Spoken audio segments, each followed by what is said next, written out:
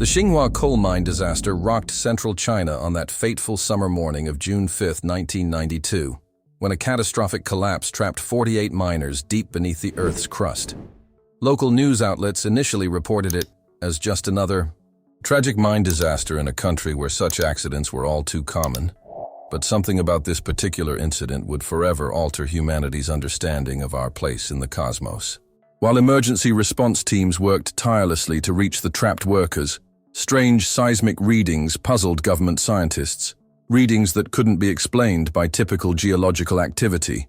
Bureau 749, a shadowy organization within the Chinese government specializing in unexplained phenomena, quietly dispatched their own team to the site, their arrival raising eyebrows among local officials who were promptly instructed to defer to these mysterious newcomers in black suits and expressionless faces.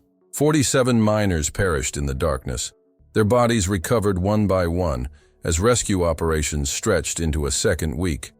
But on the 9th day, against all odds, rescuers found Zhao Wei, barely alive, delirious, and clutching a strange, metallic fragment that seemed to pulse with an otherworldly energy. The lone survivor's ramblings about winged angels with skin like polished stone were initially dismissed as hallucinations brought on by oxygen deprivation and trauma. Yet Wei insisted that during his desperate search for an escape route, he had stumbled upon a previously unknown cave system containing what could only be described as the wreckage of a spacecraft, ancient beyond comprehension, and the preserved remains of its non-human pilots. His wild claims might have been entirely forgotten had he not provided tangible evidence. 3 unusual bone fragments with impossible anatomical structures and a piece of metal that defied all known terrestrial metallurgical analysis. Within hours of Wei's rescue, the mine site underwent a dramatic transformation as military personnel established a strict perimeter and government officials announced an indefinite quarantine due to toxic gas concerns. Behind this hastily constructed cover story, Bureau 749 operatives descended into the depths with specialized equipment, following the delirious miners' crude map to the alien discovery that would change everything. What they found exceeded even their most fantastic expectations. A vast underground chamber housing the partial remains of what appeared to be a crashed extraterrestrial vessel, its design suggesting technologies millennia beyond current human capabilities. Most remarkable were the preserved skeletal structures of the ship's former occupants, humanoid in basic form, but featuring pronounced shoulder blade extensions that could only have supported wings, along with cranial structures suggesting sensory capabilities far beyond human perception. The retrieval operation proceeded with unprecedented secrecy, each artifact carefully documented and sealed before being transported to Bureau 749's fortified research facility near Hong Kong. Scientists worked feverishly to understand what they had found, their initial carbon dating suggesting the spacecraft fragments were at least 50,000 years old, predating all known human civilizations. Government officials moved with equal urgency to contain information about the discovery, classifying all records at the highest levels and fabricating elaborate cover stories about a mine collapse caused by unauthorized explosives use. Meanwhile, Zhao Wei found himself isolated in a military hospital, subjected to endless medical tests and interrogations, as his health mysteriously deteriorated. The miner couldn't have known that the alien contact he experienced would trigger a chain of events destined to unleash both humanity's greatest threat and possibly its ultimate salvation. Something ancient had been disturbed in that mine. Something that had been imprisoned there for reasons that would soon become terrifyingly clear. Zhao Wei's condition baffled the medical team assigned to his case, as his once robust health deteriorated with alarming speed, despite receiving the best care China's elite military doctors could provide. Mysterious lesions formed across his skin, resembling intricate patterns rather than symptoms of any known disease, while his blood tests revealed genetic anomalies that one scientist described as evolution occurring in real time. Bureau 749 established a specialized containment facility around the ailing miner, with researchers in hazmat suits monitoring his decline through thick glass barriers. The most disturbing development came when Wei began speaking in fragmented, Sentences about the zero organism and adaptable predators waiting to be awakened. Information he couldn't possibly have known. His ravings about a tentacled creature and toxic mist were meticulously documented, though dismissed as hallucinations by most, except for a small faction within Bureau 749, who recognized patterns matching ancient texts they'd encountered in other investigations of mysterious phenomena across China. Meanwhile, in a village 500 miles from the mine disaster site, Wei's pregnant wife Li Min experienced complications that sent local doctors into a panic. Ultrasound images revealed startling mutations in her unborn child. Unusual bone, structures forming along what should have been normal shoulder blades and cranial development that defied medical explanation. When Bureau 749 agents learned of this development, they immediately relocated Li Min to the same facility housing her dying husband, establishing strict protocols to monitor both mother and unborn child. The genetic mutation spreading through the fetus appeared to accelerate whenever Wei was brought near his wife, as though some unseen force was strengthening the connection between father and child. Senior scientists theorized that Wei's exposure to the alien remains had somehow altered his DNA, changes now being passed to his unborn descendant through mechanisms beyond current scientific understanding. What they couldn't yet grasp was that this genetic transformation wasn't random but deliberately triggered, a dormant safeguard implanted by those winged beings millennia ago. Wei passed away exactly 3 months after his rescue, his body deteriorating so rapidly in the final hours that researchers had to accelerate their tissue collection protocols. During the autopsy, examiners made an astonishing discovery. Microscopic, metallic particles had integrated themselves throughout Wei's nervous system, creating what appeared to be an alternative communication network within his body. More alarming still, these particles remained active hours after clinical death, pulsing with faint energy signatures that matched those emitted by the spacecraft fragments recovered from the mine. Bureau 749 Director Dong Bi personally classified these findings at the highest level, sharing them only with a select team tasked with understanding the potentially catastrophic implications. That same evening, Li Min gave birth 2 months prematurely to a boy with extraordinary vitals and subtle physical anomalies that the medical team documented with a mixture of scientific curiosity and unacknowledged fear. They named him Machan, unaware that this child would one day stand as humanity's sole hope against an ancient horror. The Chinese government executed a comprehensive containment strategy, sealing the Xinhua mine with enough concrete to entomb a small city, while simultaneously establishing a permanent research outpost disguised as an environmental monitoring station. Special forces teams hunted down and silenced the few miners' relatives who had heard Wei's strange tales before Bureau 749's intervention. The alien remains and spacecraft fragments were transported to a secret subterranean facility beneath Hong Kong, where researchers could work with advanced equipment while maintaining the plausible deniability of an urban location. As a final precaution, forged documents were distributed suggesting that Wei had died from conventional injuries sustained during the mine collapse, while his wife and child were relocated under government protection with new identities. Only 17 people within the entire Chinese power structure knew the complete truth about what had been discovered and what might have been awakened. As young Machan grew under constant surveillance, researchers noted his accelerated development, superhuman reflexes, and the strange incidents that occurred when he experienced strong emotions, lights flickering, electronic devices malfunctioning, and most concerning, his accurate descriptions of places he'd never visited and technical concepts no child could possibly understand. Something was awakening within him, echoing warnings from those alien visitors who had crashed on Earth so long ago, bringing with them both advanced knowledge and a mysterious disease that had lain dormant until now. 18 years passed with relative calm, the Xinhua incident fading into obscurity for all but the small circle of Bureau 749 operatives who continued their silent vigil. Then, on a muggy Tuesday morning in August 2010, residents of Hong Kong awoke to find their city cloaked in an inexplicable white fog that seemed to materialize from nowhere, defying weather patterns and meteorological explanation. Local authorities initially attributed the phenomenon to unusual atmospheric conditions, assuring the public that air quality readings showed no cause for alarm. But something about this mist felt wrong. It moved against prevailing winds, concentrated in peculiar patterns around specific neighborhoods, and carried a faint metallic taste that left residents uneasy. Street vendors reported bizarre behavior in animals, rats emerging from sewers in daylight, birds flying in perfect geometric formations, and stray dogs howling in unison at precisely the same time each day. Beneath the city, in Bureau 749's secret facility, alarm systems triggered as the sealed containers housing the alien discovery registered unexpected energy fluctuations, coinciding exactly with the fog's first appearance over the harbor. Professor Goyle Chen had retired from Bureau 749 15 years earlier, his brilliant career cut short after raising ethical concerns about the Machan project.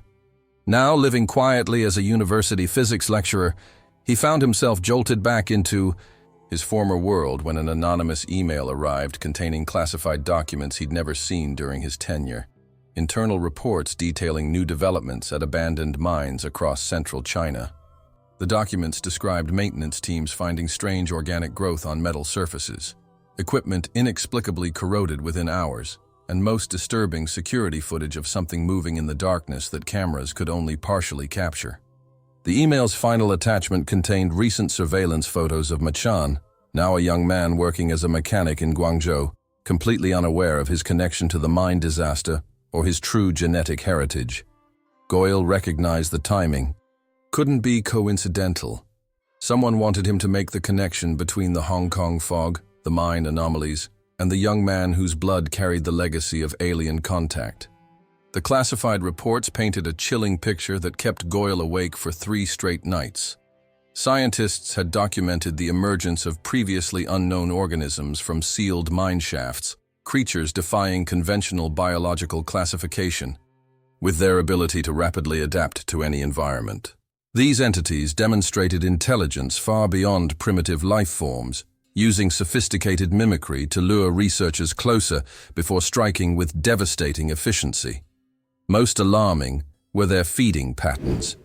They didn't simply consume organic matter but seemed to absorb information from their prey, growing more dangerous with each encounter. Bureau 749 had named them adaptive predators in official documentation, but field teams had their own term, thought eaters, after witnessing the creatures extract memories from victims through tentacle-like appendages. Multiple containment attempts had failed spectacularly, with the organisms displaying an uncanny ability to overcome any technological barrier placed in their path. The reports ended with a chilling conclusion. These weren't random mutations, but appeared to be advanced scouts for something much larger, awakening deep beneath the Earth's surface. As Hong Kong's mysterious fog entered its second week, public anxiety escalated, despite government reassurances. Hospital emergency rooms reported increasing cases of respiratory distress and unexplained neurological symptoms among residents from neighborhoods where the mist appeared most concentrated. Bureau 749 established a forward command center in the city's government complex, analyzing fog samples that revealed microscopic organisms with DNA structures matching those found in Zhao Wei's tissue samples 18 years earlier.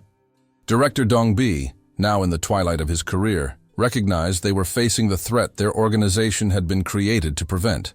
What ancient texts had called the Zero Organism, a world-devouring entity imprisoned on Earth by those winged beings whose spacecraft fragments still pulsed with faint energy in the Bureau's secure vault.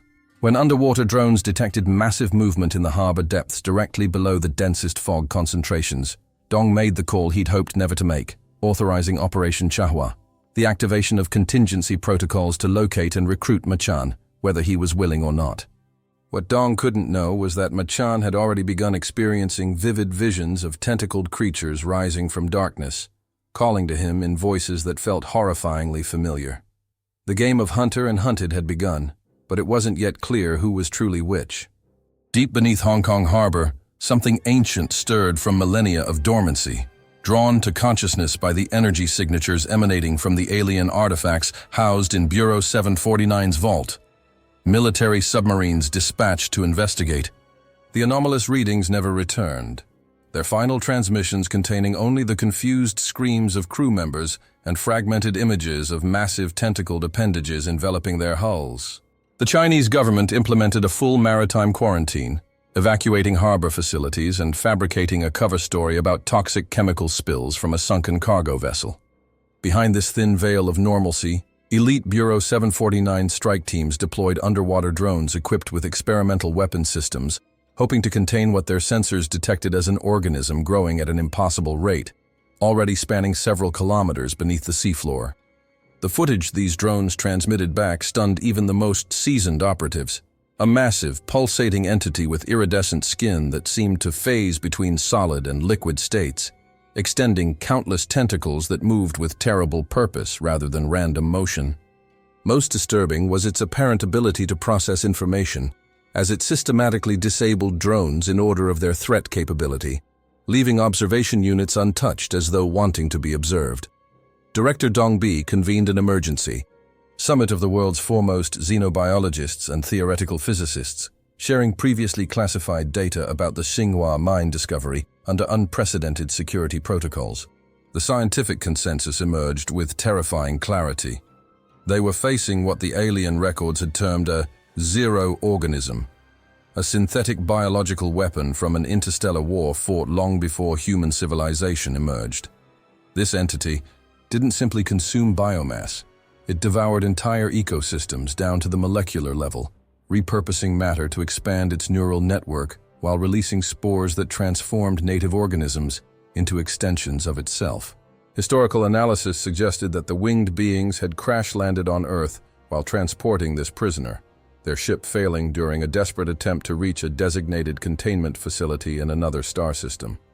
The ship's core, designed to neutralize the creature, had fragmented upon impact, its pieces scattered across what would become central China. Without this technology, Bureau 749's models predicted total planetary consumption within 6 months if the zero organism reached its mature stage, a process already well underway beneath Hong Kong's increasingly toxic white fog. A hastily assembled expedition of Bureau 749's elite scientific team attempted direct contact with the entity, deploying a bathysphere modified with experimental shielding into the harbor's contaminated waters. The mission's live feed showed the small craft descending through increasingly dense fog before reaching the water's surface, which rippled unnaturally despite the absence of wind. 27 minutes into the descent, multiple tentacles erupted from the depths, displaying near-perfect coordination as they surrounded the vessel without immediately attacking it. The scientists maintained remarkable composure, collecting samples and measurements even as the creature began testing their shields with precise, methodical pressure. The feed continued for another 42 minutes before the vessel's integrity failed catastrophically, its reinforced viewports shattering inward as tentacles flooded the cabin. The final transmission captured the lead scientist's last words. "It's not attacking blindly, it's learning from us." This chilling observation confirmed Dong's worst fears.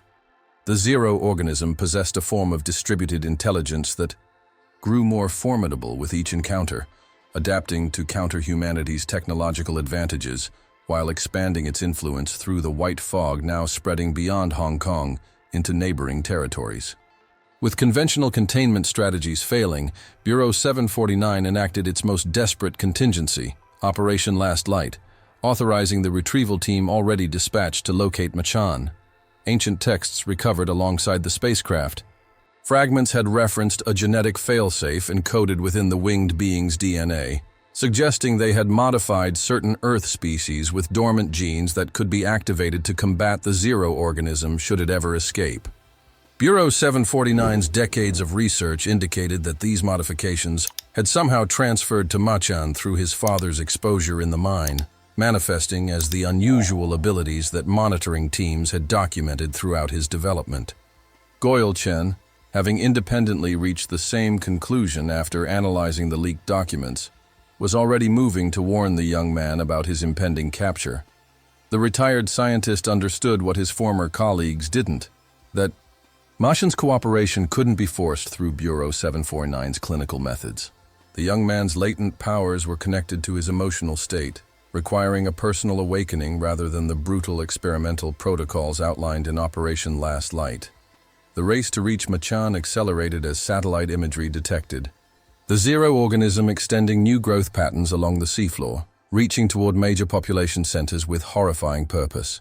Humanity's fate now rested with a confused young mechanic who had no idea of his true heritage or the superhuman abilities sleeping in his mutant blood.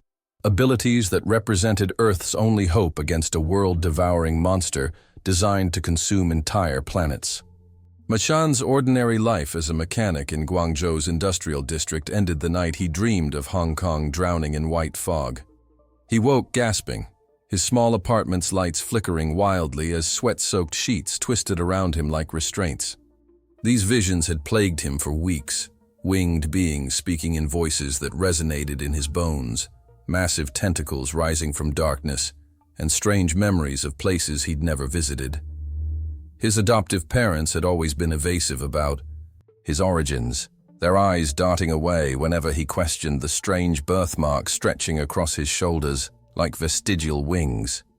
Fellow mechanics at the garage had started keeping their distance, unnerved by the way engines sometimes sparked to life at his touch or how metal seemed to bend more easily in his hands. Machan dismissed their superstitions, unaware that Bureau 749 surveillance teams had documented every anomalous incident since his childhood, building a file that Director Dong Bi now reviewed with grim determination. The file included thermal images showing Machan's body temperature spiking during emotional distress, cellular analysis revealing his remarkable healing capabilities, and most concerning, brainwave patterns matching frequencies emitted by the new alien spacecraft fragments when they were first discovered in the mine disaster decades earlier. Professor Goyle Chen located Machan first, approaching him outside the garage with a weathered face that somehow felt familiar. "Your father died in the Xinhua mine," the old scientist said without preamble. "But what he found there changed you before you were born." Their conversation in a nearby noodle shop was cut short when Machan noticed men in dark suits positioning themselves near the exits, Bureau 749 agents closing in with tranquilizer weapons disguised as everyday objects. Goyle slipped Machan a small metallic object that seemed to pulse against his palm, whispering urgent instructions to seek Chahua, a girl who had been raised alongside him in the program before being separated during childhood. The ensuing chase through Guangzhou's crowded streets ended violently in a bar where cornered Machan discovered his superhuman strength, hurling a pool table at his pursuers with impossible ease. The brief display of power wasn't enough to prevent his capture, however, as specialized agents deployed neural disruptors designed specifically to incapacitate his unique physiology. His last conscious thought before darkness claimed him was a strange certainty that he'd been running from this moment his entire life. Machan awoke in Bureau 749's primary research facility, strapped to an examination table surrounded by scientists, in hazmat suits monitoring his vital signs with obvious excitement. Director Dong Bi personally supervised his processing, explaining with cold efficiency that Machan's cooperation would determine whether he would be treated as a valuable asset or dangerous specimen. Initial tests quickly confirmed what decades of surveillance had suggested. Machan's DNA contained structures identical to those found in the winged being's remains, activated by his father's exposure in the mine and passed through genetic mutation to the unborn child. More surprising was his blood's reaction when brought near the spacecraft fragments, both substances resonating at matching frequencies that caused monitoring equipment to short-circuit.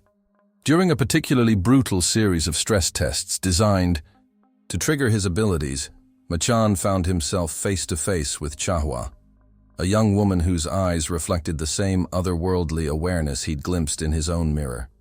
Their connection was immediate and profound, memories flooding back of childhood games in sterile rooms while scientists observed through one-way glass, of whispered conversations about the special powers that made them different, and of the day Bureau 749 had separated them for specialized development. The weeks that followed became a psychological battleground between Machan's stubborn resistance and Bureau 749's increasingly desperate methods. Director Dong Bi, facing mounting pressure as the zero organism's influence spread beyond Hong Kong, authorized experimental procedures that pushed ethical boundaries, even by the Bureau's flexible standards. They subjected Machan to simulated drowning while monitoring his genetic response, exposed him to radiation levels that would kill normal humans, and forced him to relive traumatic memories through advanced neural interfaces. Each trial unlocked new aspects of his abilities, enhanced strength giving way to accelerated healing, then heightened sensory perception, and finally telekinetic manipulation of metallic objects. Chahua, revealed to be another genetic descendant of miners exposed to different artifacts, demonstrated complementary abilities focused on energy manipulation and precognitive visions. Together, they represented Bureau 749's only viable weapon against the tentacled creature now extending toxic mist throughout southern China, transforming entire ecosystems into alien landscapes populated by adaptable predators that hunted with terrifying intelligence. What neither Machan nor his handlers fully understood was that these brutal awakenings were merely preparations for a much greater transformation, one that would begin the moment his mutant blood made direct contact with the ship's core, fulfilling a genetic destiny programmed 50,000 years earlier by beings who had sacrificed everything to imprison an entity they couldn't destroy. The breakthrough came during Machan's 63rd day of captivity, when Director Dong Bi authorized direct exposure to the largest spacecraft fragment recovered from the mine disaster. The moment Machan's skin contacted the alien metal, his consciousness catapulted from the sterile laboratory into a vast, crystalline chamber that existed nowhere on Earth. 3 luminous figures materialized before him, their bodies seeming to shift between solid form and pure energy, great wings of light extending from their shoulders in patterns that matched his birthmark perfectly. They spoke directly into his mind in a language he'd never heard yet somehow understood completely, identifying themselves as the Chahua, ancient guardians from a civilization that had spanned the stars long before humans walked upright. The revelation hit Machan like a physical blow. He wasn't merely exposed to alien DNA, he was their descendant, the culmination of a genetic experiment spanning 50 millennia. The winged beings explained how their spacecraft hadn't crashed, but had been deliberately sacrificed, its crew choosing to remain on Earth as permanent sentinels after imprisoning the Zero organism, a cosmic horror they'd encountered consuming an entire planetary system near what humans now called the Machan Nebula, named coincidentally by Earth astronomers after its distinctive tentacled shape.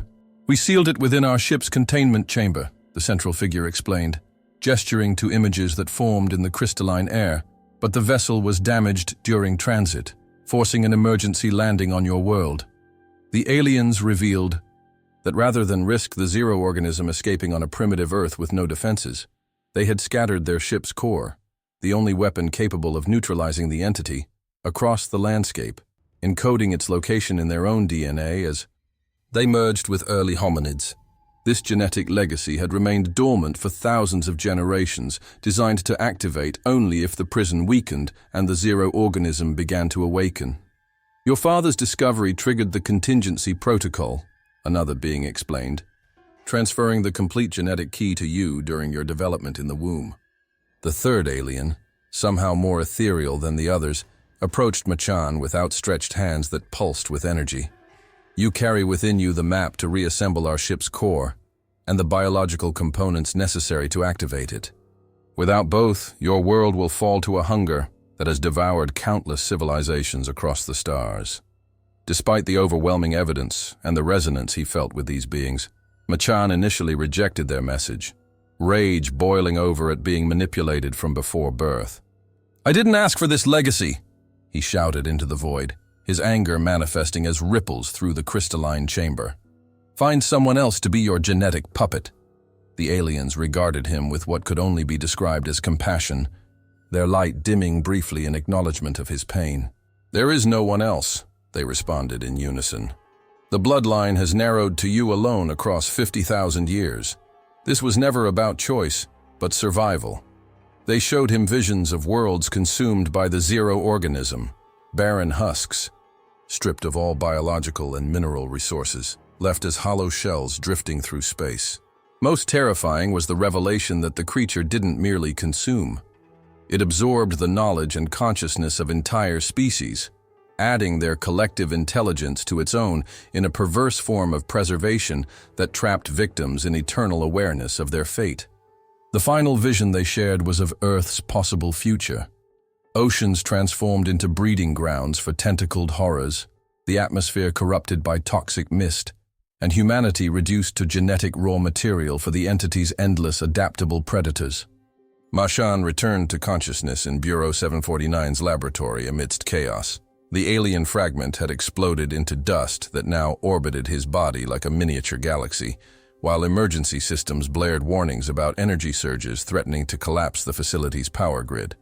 What the monitoring team couldn't see was the transformation occurring at the cellular level as the three alien consciousnesses merged with Machan's own, completing a process begun in his mother's womb 18 years earlier. His perception expanded exponentially, sensory input flooding from sources beyond normal human capability. He could feel electromagnetic fields, taste radiation patterns, and see energy signatures radiating from living organisms around him. Most importantly, he now carried the complete knowledge of the ship's core. Its fragmented pieces lay scattered across China, one buried beneath Hong Kong harbor, directly below where the Zero organism had established its primary mass. Director Dongbi watched in stunned silence as Machan rose from the examination table, restraints falling away like paper chains, his eyes now pulsing with the same iridescent light as the alien fragment. Outside the facility, terrible confirmation of the aliens' warnings manifested as reports flooded in from coastal cities where the white fog had thickened overnight. Birds falling from the skies transformed into twisted parodies of their former selves with tentacle-like appendages and predatory intelligence. These mutant creatures attacked in coordinated swarms, displaying tactics that suggested a hive mind directing their movements with cold, strategic precision. The Chinese government initiated emergency evacuation protocols for major population centers along the coast, military units establishing quarantine zones as the toxic mist pushed inland with unnatural purpose. Scientists analyzing its composition found microscopic organisms similar to Earth's plankton, but engineered for atmospheric dispersal, each particle containing genetic instructions that rewrote the DNA of any creature that inhaled them. Bureau 749's models projected complete atmospheric contamination within weeks, unless the source could be neutralized. Machan, now fully awakened to his heritage and abilities, stood at the center of a desperate plan that even Director Dongbi recognized as a near-suicide mission.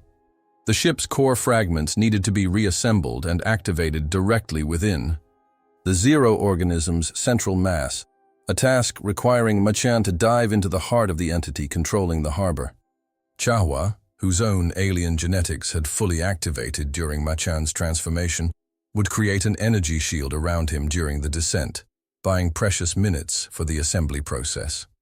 As preparations accelerated, satellite imagery captured the Zero organism's growth reaching a critical threshold, its tentacles now extending throughout the underwater tunnel network connecting Hong Kong to mainland China. The ancient enemy that had slumbered for 50 millennia was fully awake, its hunger undiminished by time, its intelligence expanded by each new organism it consumed. The final battle for Earth's survival would depend on whether Machan could master his newly awakened powers before the world-devouring monster completed its emergence. Hong Kong had become unrecognizable, its iconic skyline now looming through perpetual white fog like the skeletal remains of a civilization already lost. Military helicopters circled overhead, evacuating the last civilians as amphibious vehicles, patrolled streets knee-deep in harbor water that rippled with unseen movement. Bureau 749 had established its forward command center in the abandoned Peninsula Hotel, its ornate lobby transformed into a war room, where Director Dongbi coordinated the final desperate operation. Satellite feeds displayed the Zero organism's massive form spreading beneath the harbor like a cancerous growth, tentacles extending through sub-sea tunnels toward major population centers. 3 nuclear submarines had taken position offshore, their warheads armed with experimental neutron charges designed to vaporize biological matter while minimizing structural damage. Operation Firebreak is our last resort, Dong explained to the assembled military commanders, his weathered face grim with responsibility. "If Machan fails, we cauterize the infection with everything we've got, even knowing it might not be enough." The tacit understanding hung heavy in the room. They were preparing to sacrifice millions to save billions, with no certainty even that price would be sufficient against an entity that had survived 50,000 years of imprisonment. Machan stood on the hotel rooftop, the fragments of the ship's core assembled before him, each piece recovered at tremendous cost from locations across China where Bureau 749 strike teams had battled swarms of mutated creatures, guarding them with terrible intelligence. The metallic components seemed almost alive, shifting configuration as Machan manipulated them with his newly awakened powers, guided by the alien knowledge now integrated into his consciousness. Beside him, Chahua prepared her own abilities, her hands tracing complex patterns in the air that left trails of blue-white energy crackling with potential.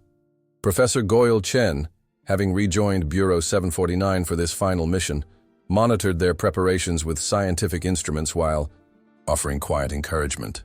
"The aliens chose well," he said softly, adjusting a sensor array calibrated to track the energy signatures both young people now emitted naturally. "Your father would be proud, Machan."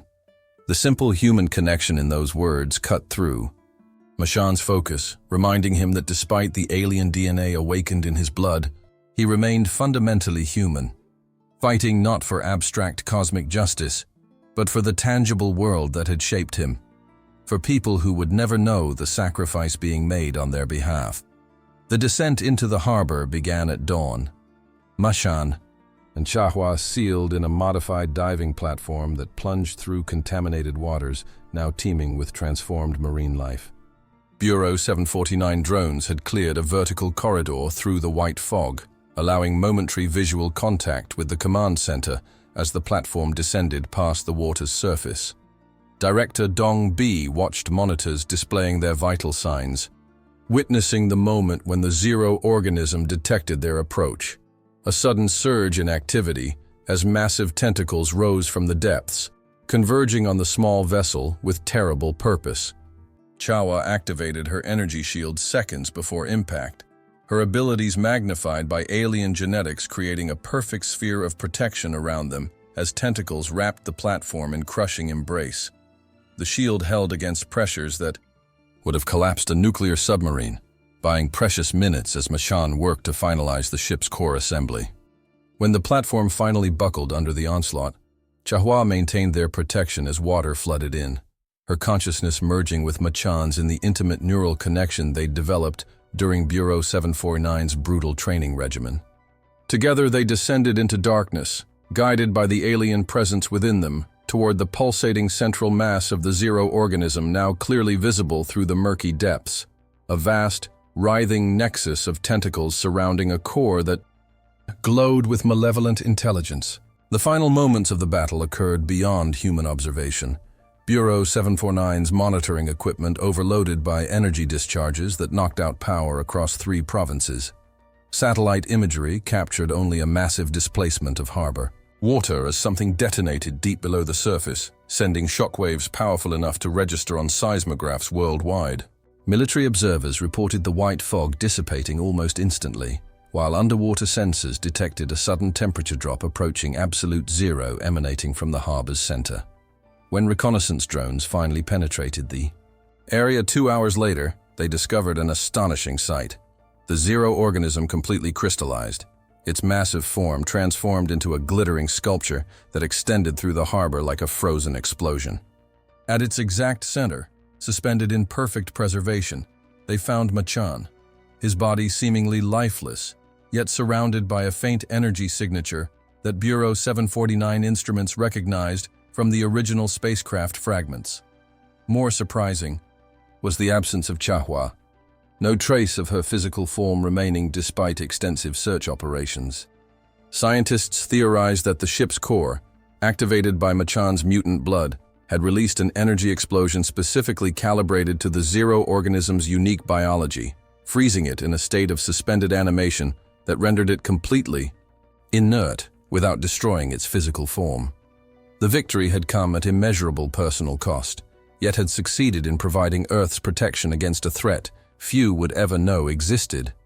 As recovery teams carefully extracted Machan's suspended form from the crystallized mass, director Dong Bi permitted himself a rare moment of emotion, whispering words meant for no one but himself and the young man who had fulfilled a destiny.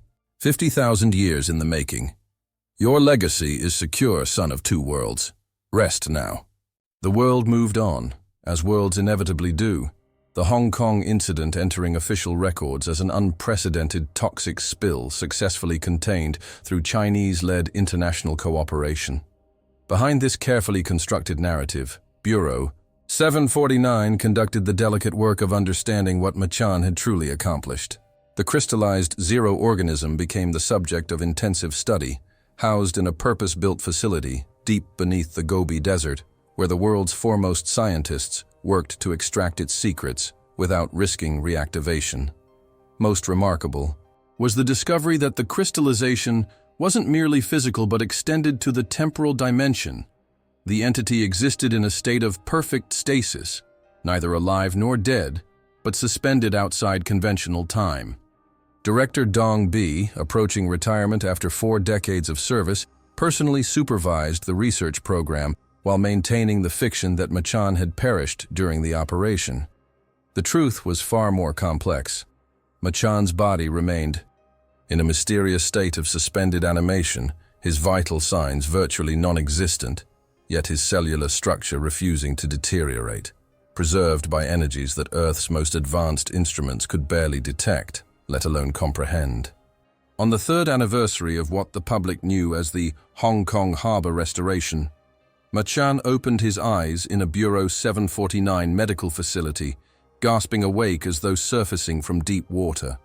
The attending physicians were astonished to discover that despite 3 years of apparent coma, his muscle mass showed no atrophy, his brain activity was normal, and most incredibly, his genetic structure had stabilized in a perfect balance between human and alien DNA. When he finally spoke, his first words weren't questions about his condition or location, but a simple request. I need to see them. Within hours, he stood before 3 luminous figures, visible only to him, their winged forms materializing from the energy field that had sustained him during his long sleep. Their communication bypassed language entirely, transferring understanding directly into his consciousness. The zero organism remained neutralized, but not destroyed. Its kind existed elsewhere in the cosmos, and Earth would need continued protection.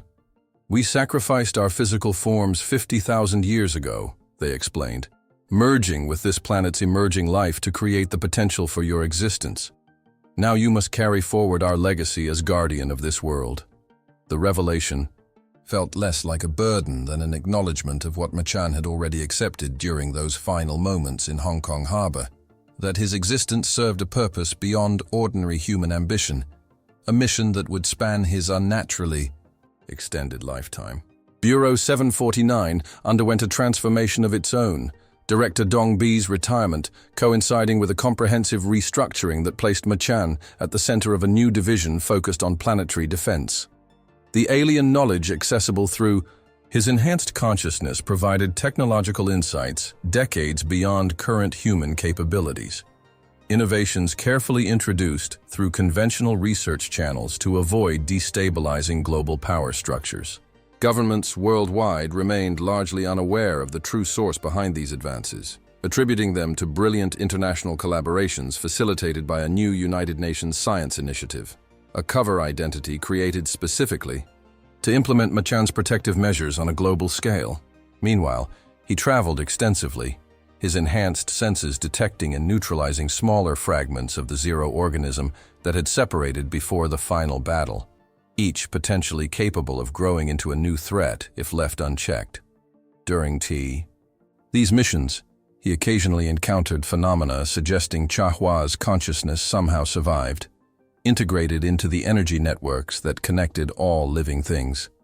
Subtle manipulations of electrical fields guiding him toward hidden dangers, unexplained shields manifesting in moments of extreme peril, and in the quietest moments of meditation, a presence that felt unmistakably like her.